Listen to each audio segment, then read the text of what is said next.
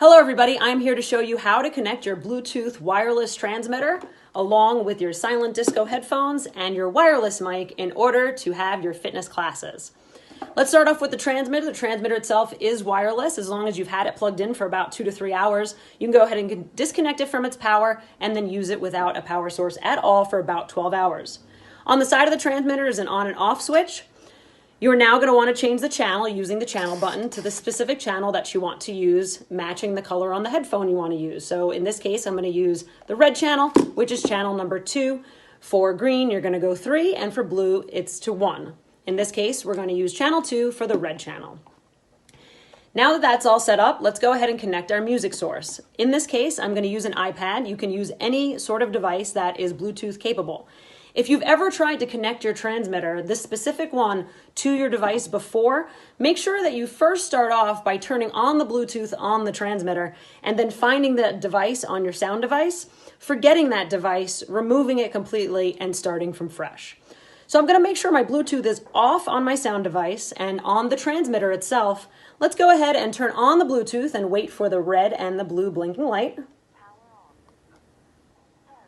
Once it starts to pair, the headphones itself will actually start to speak so you can hear it starting to work and to pair. Let's grab our sound device and turn the Bluetooth on. Once that's on, it's going to find the device, the TX60RF. You're going to want to go ahead and connect it. Once it's connected, you can actually hear on the headphone itself that it has connected. It will say connected, just like a Bluetooth speaker. I'm going to go ahead and turn my music on. Place the headphones on my head. Make sure you're using that volume wheel. Down is up and up is down on the opposite side of the color switch. Place it on the head, and yes, I can hear my music through the headphones. Now that we have that all set up, let's set up our microphone. For the wireless mic, you're going to want to grab the dongle part of it first, and you want to make sure you turn it on. And that green light will turn on once it's on. And you're going to plug it into the side of the transmitter where it says mic.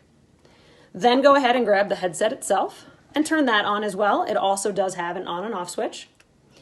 And then it has a plus and a minus button in order to change the volume. If you hold the plus and the minus at the same time, you can toggle through multiple channels, about 30 total. So that way, in case you do hear a little bit of static, you can keep flipping through the channels to find a better channel for the mic itself.